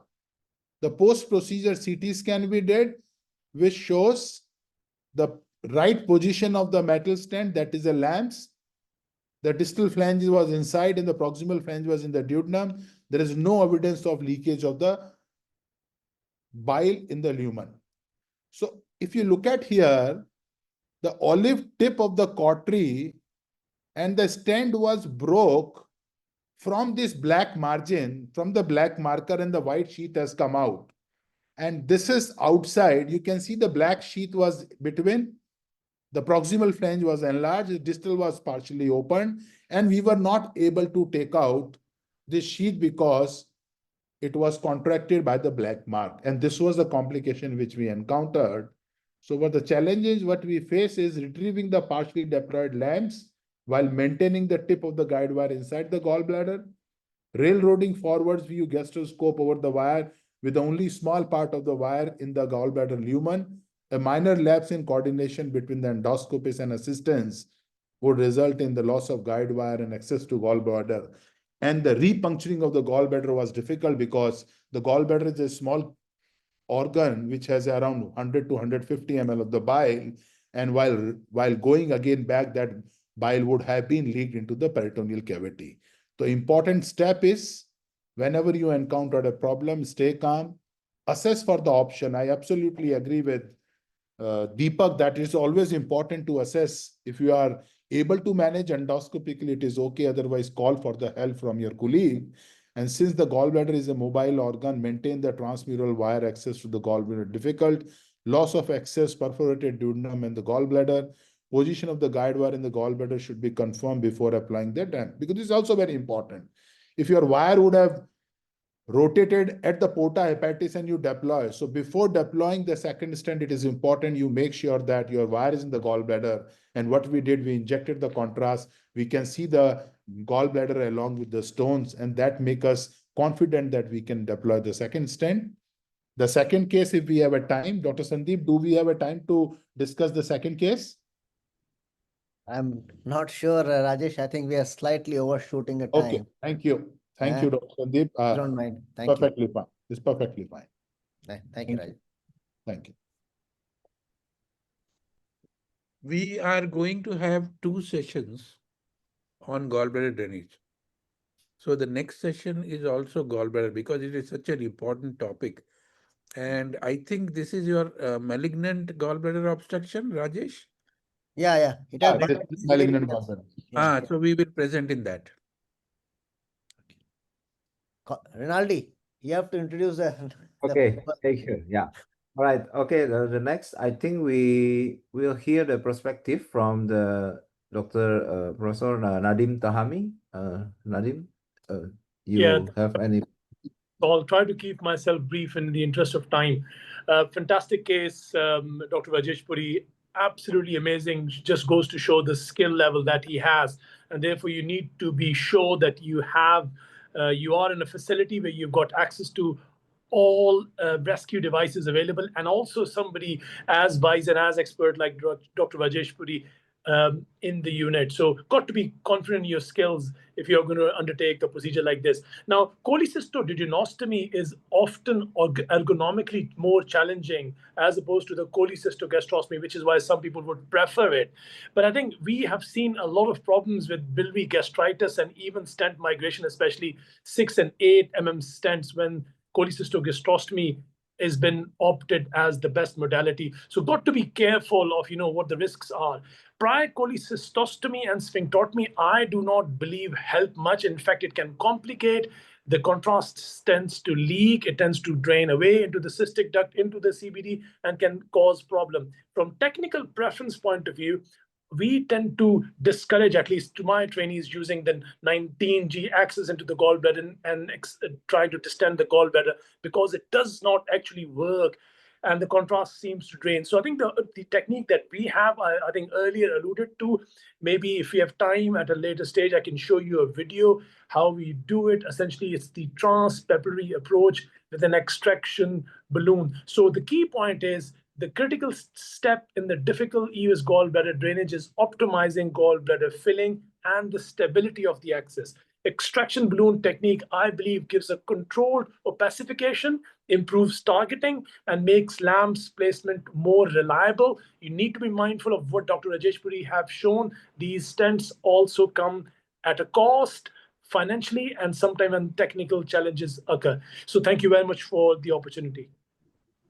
Okay, thank you, Dr. Nadeem.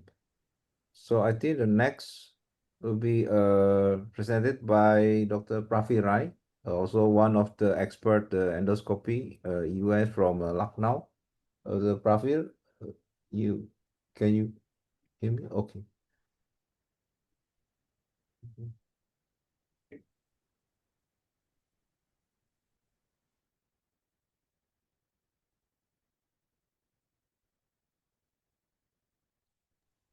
Yeah, am I audible?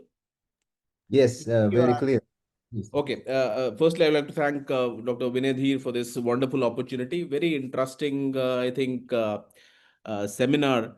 So I've been asked to talk about gallbladder interventions through lamps. Obviously, a very exciting area to be there. GB interventions through lamps. So if you see the history of gallbladder drainage, US guided gallbladder drainage came somewhere around 2007, while surgical cholecystectomy, open chole, has been there since 1882. It's very important to understand this. So when do you drain the gallbladder? Lap chole is a treatment of choice for acute cholecystitis. However, patients may be deemed inoperable because of comorbidities, and gallbladder drainage is an alternative to surgery. So we have to understand that gallbladder drainage as of now is just an alternative to surgery where you can't offer the patient surgery. So PTBT has been shown in the first lecture. Again, the problems is there is a significant morbidity when you do a percutaneous gallbladder drainage, and the tube hanging around is really a problem for the patient with a recurrent cholecystitis risk of around 15%. The other thing that you just heard was endoscopic transpapillary gallbladder drainage. If you're trying to do this as a first procedure, one has to understand the clinical success. Technical success is not 100%, it's 84%. And critical success is again 91%. And you have adverse events which are lesser compared to a percutaneous approach.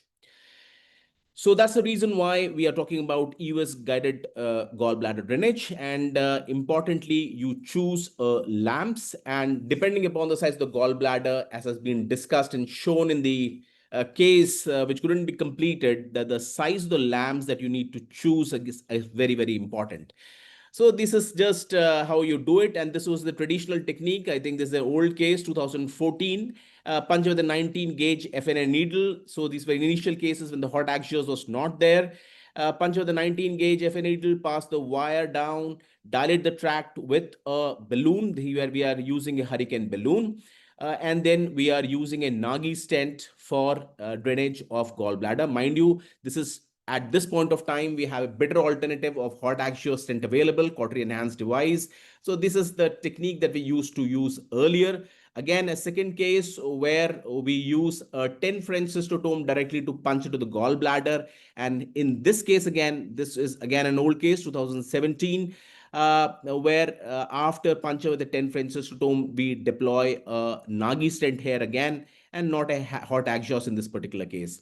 However, at this point of time, I think majority of the cases are being done by hot axios. This is what we do at this point of time. This is because of the ease of the procedure.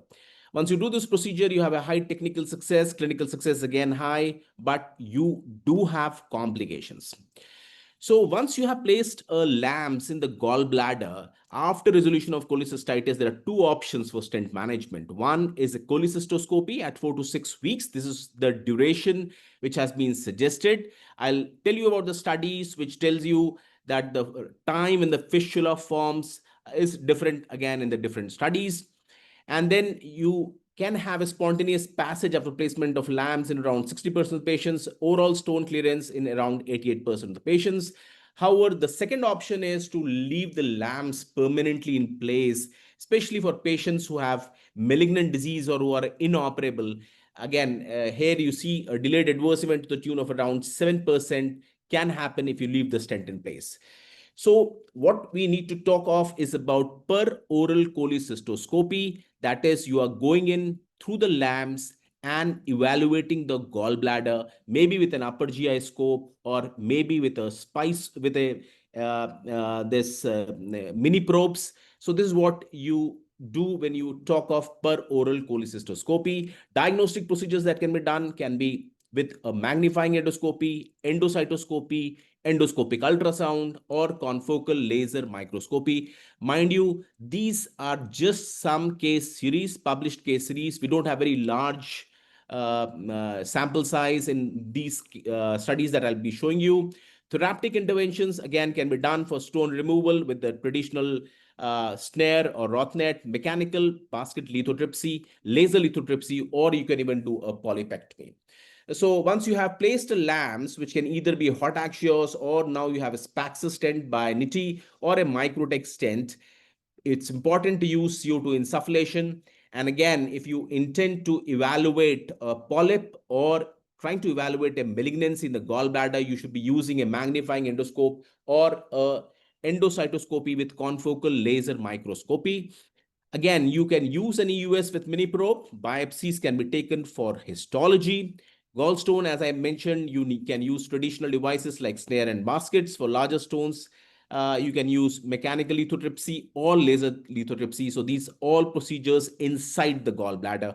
For gallbladder polyp, again, you can use either a cold biopsy or you can use a snare polypectomy. So this is the most talked of study published way back in 2017. And I think largest sample size study. They wanted to study the feasibility and the safety of per oral cholecystoscopy and the type of GB interventions that can be performed over a period of 4 years. All patients who had acute cholecystitis who were drained with EUS guided drainage were included. These patients were inoperable or they declined surgery. Cholecystoscopy here was performed 1 to 3 months after the stent insertion. And the reason, the rationale to have a 1 to 3 month is possibly the time when you think that the fistulous tract has formed and the stent has properly anchored there. So with this, what they did in this particular study, they used an NBI, again, the normal papillary GB mucosa, magnifying view, again, showing long trabeculated mucosal vessels suggestive of benign inflammation. And here you can see a scarring with ulcer formation in the gallbladder. Again, endocytoscopy showing the presence of regular columnar cells. Since most of us are not trained to look at inside the gallbladder, it's very important to know how the gallbladder looks like. And for that, I'll just putting up a study here. Again, incidental adenocarcinoma, confocal image of the normal GB mucosa, or a confocal image of a malignant adenocarcinoma. This is how it looks like.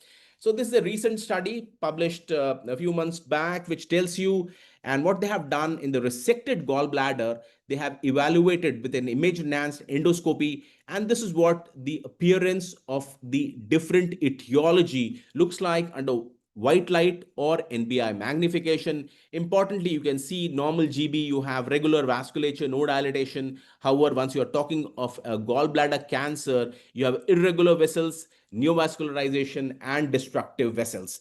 I think this is a very important paper if you want to understand about how the gallbladder mucosa can be evaluated with NBI. And so these are the images that they have provided. This is the first one is the normal GB A. D is adenomyomatosis, and this cystolithiasis that is in the presence of stones. This is what the appearance looks like. Some areas of hyperemia with some prominent vessels. Again, about gallbladder polyp, they have mentioned you can have a cholesterol polyp, you can have a hyperplastic polyp, or you can have a xanthogranulomatous polyp, again, on NBI inside the gallbladder. Again, you can differentiate between T1, T2, T1A, B, 2, and 3 based on the appearance alone. And this is what this paper talks of. Again, in the study by Chan et al., the Anthony's group, here they have done laser lithotripsy of gallstones. And this is the appearance after laser lithotripsy, rothnet to remove the stones. Again, Dormier, to remove the stones. This is a video they have put up. If you see this, you enter inside the stent. This is the metal stent, and you can see a large stone. So again, the size of the stent becomes very, very important. Suppose you have a 15 millimeter stone inside the gallbladder, and if you deploy a 10 millimeter metal stent, it's very unlikely that you will be able to remove with the traditional techniques. You will have to use a laser lithotripsy. So choosing the size of the stent is again very, very crucial. So this could be removed because this was a 15 millimeter stent and the stone was around 12 millimeter, which they could remove easily. Again, you can see the opening of the cystic duct. You can do a cholecystogram, delineate the cystic duct and the biliary tree here. You can see polyps inside the gallbladder. And this is a video where they have even done polypectomy inside the gallbladder. And as you can see, this is the polyp that is being seen on when they have passed this upper GI scope, and with the help of a snare, they could remove this polyp easily. So this polyp is being removed, and similarly, another polyp is there, which they were able to remove easily.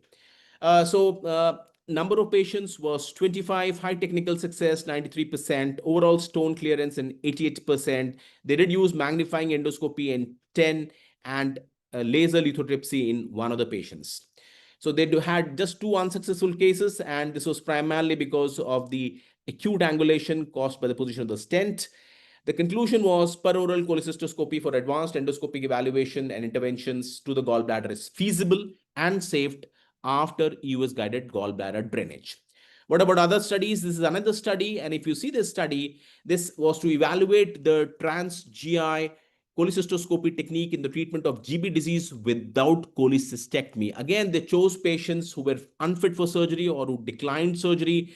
And what they did was, if you see 1 or 2 weeks later, the stent was removed. They removed the stent in all these after a period of 1 week, and an endoscope was passed into the GB via the fistula.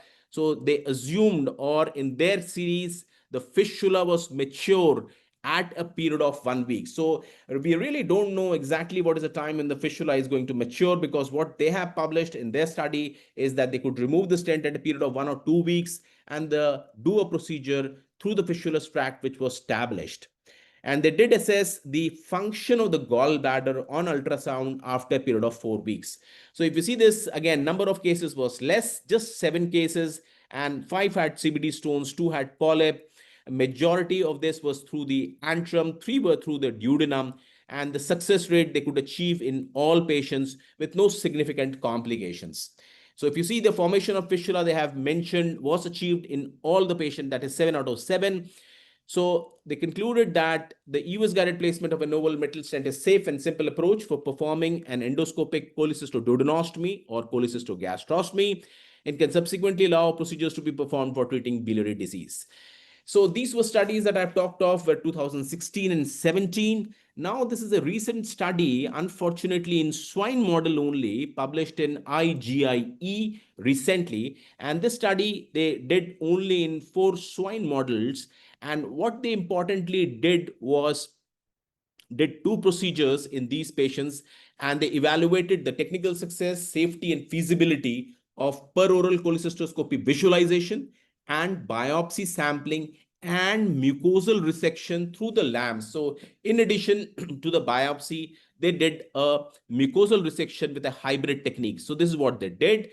So these are the patients, they could pass a cholangioscope without balloon dilatation and no adverse events. So again, they could pass this in the second procedure, which was performed a week or 2 after, they could pass the esophagogastroduodenoscope. It could be inserted without balloon dilatation. This is the EMR that they did, a hybrid EMR, and this is the resected specimen they had shown. So this is the site of the fistula. So they sacrificed all the animals after the procedure, and this is the site from the duodenal side, the anastomosis of gallbladder and the duodenum. So they concluded that the peroral cholecystoscopy guided intervention, including mucosal resection, were technically feasible through the LAMS after EUS guided gallbladder drainage. So one of the concerns that is there when you talk about using EUS guided drainage for gallbladder, if you let this remain in place, there is a risk of stone recurrence. And as has been shown after the percutaneous techniques, recurrence may be to the tune of around 60 to 80% in 10 years.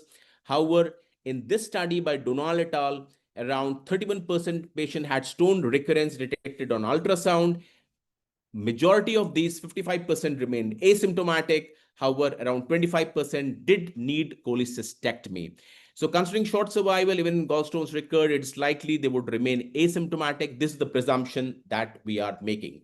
So to summarize, EUS-guided gallbladder drainage is established option for high-risk surgical patients with acute cholecystitis. Advanced GB intervention is feasible with LAMS after EUS-guided drainage. Both diagnostic and therapeutic interventions are now possible. LAMPs can be left in place long-term or exchanged with a plastic stent at 4 to 6 weeks. EUS-guided gallbladder drainage should be performed by those experts in advanced and therapeutic EUS. Indications and the long-term efficacy has yet to be determined with more studies. Thank you.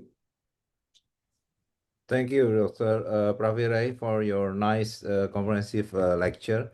So I think before our Q&A, I think the last perspective will be Rinaldi, yes, Vinay. Dr. Abed has finished his case. Abed, are you around? Abed? Okay, I think he's not there. Anyway, what he did was what was suggested by Prabhleen and Nadeem. So he went via the papilla, cannulated the cystic duct, and placed a plastic stent into the cystic duct, into the gallbladder. So he's finished the case, and I think he did a very good job. He sent me some pictures also. I thought he'll be around so that he can tell himself. But so that is the update on his case. Yeah, Rinaldi, sorry about that.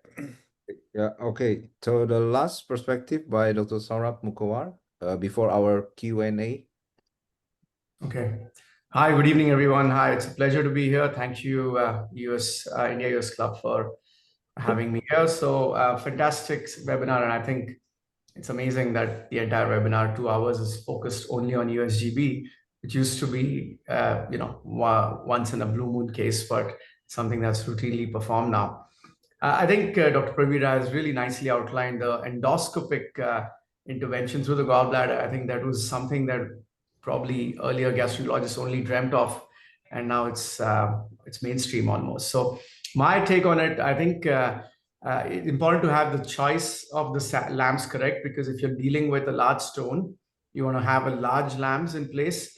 Ideally, the size of lamp should be, the diameter should be more than the largest stone that you're going to target, unless you're planning to do laser for really, really big stones. So if you have stones which are like 10 mm, then you're okay with the 15 mm lamps. So that's the one choice to make. Location of lamps is important in my experience when I've done in cholecystoscopy. I had one case where I put lamps through the lesser curve, which is the only good window I found, and then the scope would just not go in. So if you're choosing antrum or duodenum are your go-to locations. In fact, that patient had to remove the lamps. Same lamps, I had to reposition it across the duodenum, then do the endoscopy. I know this is thank you, Boston, for supporting this, but not because it's supported by Boston. I would say that Spaxis, in my experience, can have some challenges, which is the other lamps that we use. It has really wide flanges, and these can, in a small location like gallbladder, can be a little bit of a challenge because you can have stones stuck behind it, and that may not be a great stent because of the sheer width of the flanges. Apart from that, we think lithotripsy can be fairly straightforward for large stones.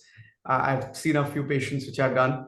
It can be really challenging when you have a large gallbladder with multiple stones packed. I mean, it's not easy. These are hard stones, and it can be really a painful exercise to break them down. So being judicious in your approach and having realistic expectations. Dr. Prabhleen Chahal showed the case. The patient had to add 5 procedures. So, I think that's important to note. By the way, if you're planning for ESD or EMR in the gallbladder, remember there's no submucosa. So you cannot actually do EMR in the gallbladder. You can do a polypectomy, which Dr. Rai showed. So that's just something I learned as I was considering cases for some interventions. Apart from that, say my personal experience, I started doing this way back during my early faculty days. And like I think most of the people around, even I had my challenges. I can share one problem that we were just talking about distending the gallbladder. Just a word of caution when you're distending the gallbladder, if it's an inflamed gallbladder, I would not recommend putting a large amount of fluid or with any high amount of pressure. My experience, we got adventurous. We used a water pump to put some fluid in there. And, I think after 50 or 60 ml, the thing burst. It was an inflamed gallbladder, didn't have a great window, didn't have the runway. So we said, okay, let's distend it. And this was about 6 years ago. I've never done that after that point. So I just to throw it out there, you can distend it, non-inflamed ones, certainly contracted inflamed ones may not tolerate a lot of distension very well. So that's that. Apart from that, non-distended, non-inflamed gallbladders can be, done in various ways. We've done in various forms. We've used cholangioscope to gain access to cystic duct. What I've really liked, I think Dr. Nadeem did mention this, but what I've really liked is putting a nasal gallbladder drain if it's feasible. So you put a NGBD, and then through that, you have a much more control on the amount of fluid injected. And you can just keep injecting and distending as you're planning to do EUSGB. So that's worked well in my opinion. Injections, then the fluid can run off, so that can be a problem. Apart from that, you can use cold technique and standard stents, and that's fine. LAMS is expensive in India, cautery enhanced LAMS, that's the Boston. But then in those instances, I think ideally, I think duodenum is a better location, just because you may not have to do the dilation of the balloon, which has potential risk of bile leak. So in those instances, you can do cystodome and then place the stent, but easier in duodenum, although we have done it in stomach as well. So those would be some of my comments. I understand we are running short of time. So yeah, happy to be part of the Q&A and give suggestions. Thank you. Thank you, Saurabh. So I think we have a short time yet for Q&As, but I think maybe I will start just to ask maybe all the expert who give lecture speakers that maybe Dr. Manu or Dr. Prabhleen that regarding that do we have like any stratification using the MRCP or other modalities like CT scan? Yes, I think just then why I mean just like Dr. Sandeep mentioned regarding the when to do or when not to do, and I think which route and maybe which or maybe with any algorithm that has been made regarding of this. Maybe any comments regarding this? Manu, Dr. Manu, and if you can take that question. Prabhleen, do you want to go first? Go ahead, Manu. Manu, No. yeah, Manu, you're being called Prabhleen. upon. No, I think, yeah, no, you go on, Prabhleen. I'll go after you. So, no, should there be standardization? No. First of all, there's no standardization on what imaging modality should be used to diagnose acute cholecystitis, right? And what is the sensitivity, specificity of that? From ultrasound to CTs to MRIs, they all vary, with MRI being considered the best because you can see the inflammation and fluid around it and give you a better gauge about the biliary duct. That being said, it's not always available, cannot always be done. It is expensive. And then the patient's conditions can change from time to time. For me, the underlying deciding factors, of course, surgical resectability or not, patients has stones or not, this is calculus or acalculus, am I using this as a destination therapy, is it for palliative attempt? So I think the combination of all those factors, I mean, that just showcases GPT drainage is not a simple thing when we are using it endoscopically. So those are some of the thought processes I do put in mind, but I generally don't ask for MRI for every patient or even a CT scan. If we have an ultrasound diagnosis, I go with that. Yeah, I think I echo what Prabhleen said. I think with any form of therapeutic EUS or any form of interventional EUS, it's always good to review the imaging. And we've seen that in the first live case where Dr. Abed was, I mean, he visualized the gallbladder with a large stone in it, but as we were all going through the case, felt this gallbladder is very contracted. And I agree with Prabhleen, we tend to go for an ultrasound and then a CT scan for all sorts of reasons to see where the location of the gallbladder is. I mean, most of the times it is posterior and inferior, and that is why you can approach it through the antrum and the first part of the duodenum. But sometimes it isn't. It tells you whether it'll tell you whether the gallbladder is actually an oval structure, which you can puncture easily and do the procedure and further intervention as required. But some of the gallbladders are contracted. So you know right from the beginning, okay, I'm going to have trouble here. I need to have the other equipment in hand, a needle, distend the gallbladder, or even think about transpapillary drainage. So it's just very good practice to review the imaging before you start. And we routinely do not do MRs prior to gallbladder drainage, but we do CT scans, not only to look at the gallbladder, but also to look at pericholecystic inflammation. Are there microperforations? Are there localized perforations, which you know from the beginning, you don't want to put too much pressure, too much fluid, or too much air in, which might actually worsen the situation. So yeah, always review imaging before you leave. Manu, sorry, if you have on CT or MR or ultrasound already present pericholecystic fluid and inflammation, would you be cautious in such cases doing a EUS guided drainage? Are the complications Definitely higher? And definitely, Vinay, and I think in my experience, the pericholecystic inflammation obviously makes the gallbladder wall more fragile to intervene. But if we have that information before, and when we're doing the EUS, we try and get a plane where you can actually puncture the gallbladder where you don't have the inflammation. But it does make it challenging. It's a bit, but then what is the other alternative? Yes, percutaneous drainage is the other alternative, but we have this experience from pancreatic fluid collection. So when you have an acute necrotic collection where there is no wall, literally, there the technique of insertion, as you know, is different. It's not pulling the stent, the distal flange back and having that sort of rugby ball appearance. You just deploy the distal end and then you try and deploy the proximal end under EUS guidance. It does become challenging, but it's doable. Yeah, because I have had one or two cases such like that. And whenever I have put in a stent in patients in whom there is pericholecystic fluid, I have had problems. One of the cases, very serious problem, one minor problem. So probably these, especially in the beginning of your GB drainage, probably you should be careful in these cases. So if somebody has a GB perforation, objectively or subjective, it's better not to drain because that becomes a free perforation. Your duodenal content will go through the lamps, through the gallbladder into the peritoneum.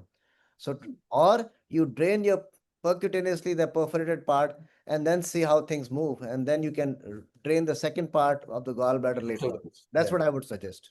And also on the CT, you'll get that information, Sandeep, whether it's a free perforation or is it a localized perforation. Because if it's a localized sealed perforation, then you could still consider transmural. I would also like to add that sometimes the timing of CT or MRI and the actual procedure of EUS drainage may be different. And that would changes things in between. So one has to be wary of what has happened before, what happened in between, and what's happening currently when you're draining. So if you get more information by EUS at the time of index procedure, the previous imaging now becomes not very relevant. Absolutely. Two quick questions. One, Prabhleen touched on it, plastic stents. Do you place it in all cases? Do you place it always when you're draining from the stomach? And what is the size of the plastic stent? And maybe Prabhleen can also join in. There are two hands also, Nadeem and Rajesh Puri. Yeah. Go ahead. Who's speaking? Well, I generally, I mean, I would put the plastic stents in now if I'm going through the antrum, just because of high contractility. The risk of buried stent is higher and stent migration is higher if you're going from the stomach.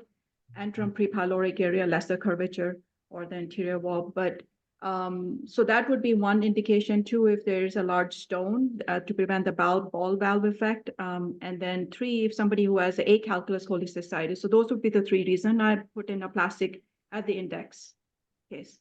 Size? So it depends on the size of the lamps I got in. So I learned the hard way. If I put in a 15, I put in a 10 French double pigtail. And if anything smaller than 15 lamps, then a 7 is fine. Okay. Nadeem, yeah. Yeah, no, thank you so much. So I think just one quick point on cross-sectional imaging, especially the MRCP, does help us to identify the anatomy of the cystic duct, where the cystic duct takeoff is, because if we do need to intervene through the transpapillary or cystic duct approach, then knowing the takeoff of the cystic duct is incredibly important. So that's number one point. I think I agree, sort of in an acute situation where there's either risk of or suspicion of perforation, then definitely we wouldn't want to sort of go without giving it a considerable thought. In terms of the balloon, so I think there are different balloons available, extraction balloons available. One of the advantages of the Cook extraction balloon is that there are two advantages. One, obviously, it helps us in cannulating cystic duct by occluding the common hepatic duct or the intrahepatic biliary ducts, and then identifying the opening and using it. And then the same balloon can then go into the gallbladder and extraction, and obviously inflating it and then distending it. We don't tend to distend more than sort of 10, 20 mils. That is usually in most cases more than enough. And that's kind of our sort of 25 mils is what I've sort of made as a protocol to be maximum of the fluid that needs to be injected. So I agree with the risk of causing further problems. So every bit, there's a lot of consideration that needs to be taken into account. So thank you. Rajesh? Two comments. One is, generally we do a CT scan, and if there is a non-enhancing wall in the gallbladder, that indicate possibility of impending perforation, or there is a perforation around the gallbladder, then definitely we don't do it.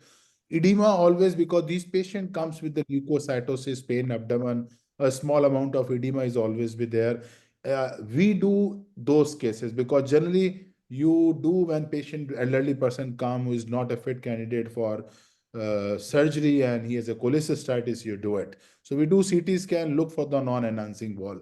Second important thing is we do a lot of transcystic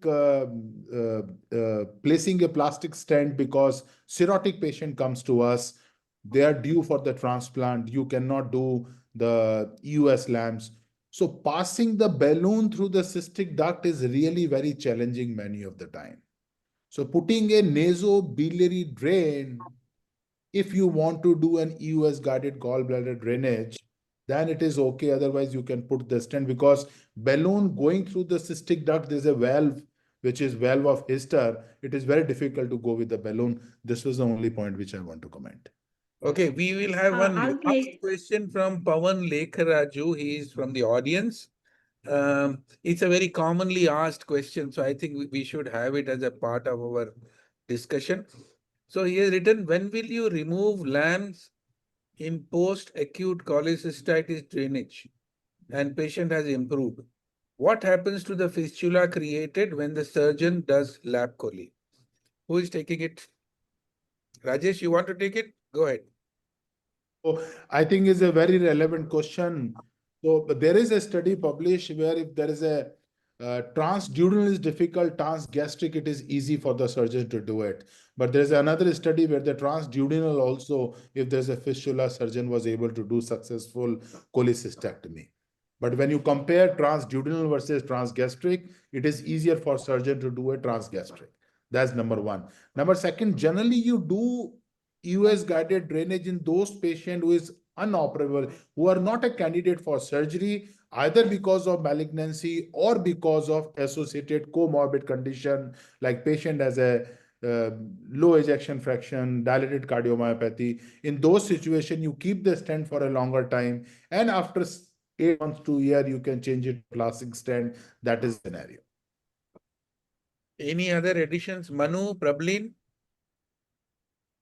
Yeah, I mean, this is a, I think for the yeah. non-surgical patients, it is a challenge because they are deemed non-surgical, but once you've treated the sepsis, they can go on to live for a very, very long time. So it's worth visiting the operative option again.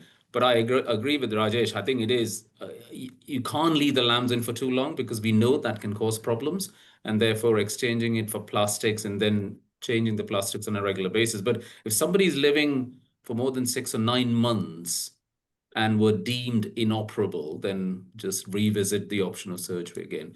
For the operable ones, I think hopefully the surgeon will be able to tackle it, either transgastric or transduodenal. And one thing is clear, that you should remove the gallbladder stone before removing the SAMs, before removing the lamps. And then you put the plastic stent. The risk of theoretical cholecystitis, we don't have a long-term data, but the theoretical cholecystitis might be less.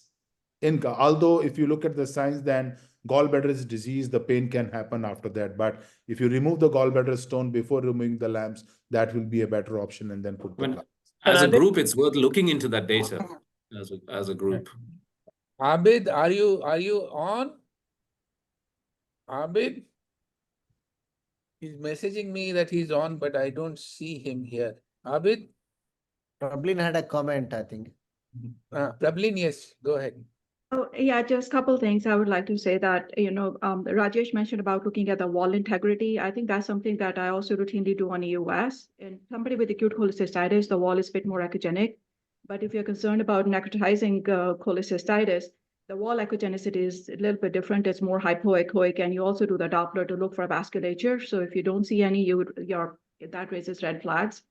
But removal of lamps and leaving the plastic in, there are multiple factors. For cancer patients, I leave indefinitely. For patients who are not going to die within next year, but they have a stone, and not every patient you can bring them back multiple times, put them under anesthesia, and remove the stones, right? So you end up leaving the plastic in destination. But the ones that you're able to completely remove the stones out, yes, it's a diseased gallbladder, risk of recurrent stone formation is there. Do you are on the side of leaving a plastic in those patients or leaving it out and till the stones form again or they get symptomatic? I think those are some of the unanswered questions, but yeah, it's a good forum. Sorry, Anirudh, I want Abid in for 1 minute. He has not joined, sir. He's I'm showing me photos of Prabhleen. So he's listening to it. Let me check. In the meanwhile, Just audio. Just one quick. Yeah, somebody saying who? Yeah. Oh, I was just going to make a comment. Hi. Go ahead. Yeah, I think that's remains an unanswered question. What are we doing with the lambs after it's placed? I think I have tried to remove it. By and large, I remove them after 6 weeks and put plastics. But problem is it's sometimes contracted, collapsed, and you can't put it. And then even if you put it, then those plastics get migrated. So I'm not sure what we are doing, because then there's a recurrence risk and recolecystitis risk, and you're back to square one. So I think I'm erring on the side of maybe keeping them in for long term. But the problem with antrum is that you can have stent migration if you have placed lambs in the antrum. The motility, duodenum is a better location. But I think that's, I don't know what the experience of the panel is in terms of leaving a lambs in the antrum for long term. You feel like it migrates out, there's an issue in growth, or you don't think so, and we can leave it alone. Because my concern is we put plastics, they're going to more or less migrate out 10 or a little later, and then we are back to where we started from, and the patient can have cholecystitis. We have completely run out of time. There are 2-3 messages, house messages. One is next month there will be no EUS World, and that is because we are going to have India EUS Summit. Dr. Rajesh Puri is doing it in Delhi. Can you show? Yeah. So India EUS Summit, everybody please attend. It is going to be wonderful. So 19th to 21st September 2025, Andaz Aero City, New Delhi. And Professor Claudio, are you around? Yes, Claudio? I'm around, always here, listening to all of you. And it is a bit too late, but I would like to make anyway my concluding remarks. This has been a beautiful, interesting, very well participated webinar. Today I learned a lot. As president of the European Society for EUS, let me bring to all of you the greetings and the support of the EGUS Society and of all its governing board, of which Manu Nayar from UK is also a member as councillor. In this 2-hour webinar, this is the second chapter of this great EUS saga. We addressed a new topic, that is the EUS guided gallbladder drainage. 2 hours can be a lot of time in my mind or in your mind, but to develop this great team, a whole 2-day conference might be necessary. So we will have another chapter on EUS gallbladder drainage about the malignant cases next time. But in such a short time, this big group of great experts has put forward interesting technical ideas and tips with a very good practical life. Good because it is very important to know when you must stop and not go ahead and change your procedure to achieve the most important thing, that is the success for our patient. The experts summarize for us the most recent and salient literature data on this subject. So this was the second game of the challenge conceived and organized by Vinay to try to simplify what has always been considered one of the most difficult endoscopic procedures, the EUS. And now some, very briefly, some take-home messages. Currently, EUS gallbladder drainage is increasingly being used in clinical practice in patients with acute cholecystitis deemed unfit for surgery. Second, an alternative method of biliary drainage in malignant biliary obstruction when ERCP fails, but we will speak of this next time. Third, LAMS for EUS guided drainage represents a real game changer. Four, EUS gallbladder drainage as a bridge to surgery. For this chapter, we need more prospective studies. Peroral cholecystoscopy and other gallbladder intervention through LAMS are appearing on the scene, and we will see what we can do in the future. The path in the world of EUS continues with the aim of making things simple, things that are not really easy in everyday clinical practice. Will we succeed in our attempt? The arduous judgment is up to you all, mainly the audience, not the expert. We look forward to the next games. Thank you all for participating. Thanks to the faculty today from India, Indonesia, Italy, UK, Saudi Arabia, and USA. Thanks to Vinay, thanks, and all the Indian EUS Club, and to Boston Scientific, which made this event possible. And mainly thanks to all the people online and the faculty of the next webinars of this EUS World Series. See you all online next time. Goodbye. Bye-bye. Thank you, Claudio. Don't go. We are going to have a group photo. Those of you, I think everybody here. So we will have a group photo. I'm preparing for the photo. We had 500 registrations for this webinar. I think it's almost like a big conference. So that's congratulations to you all.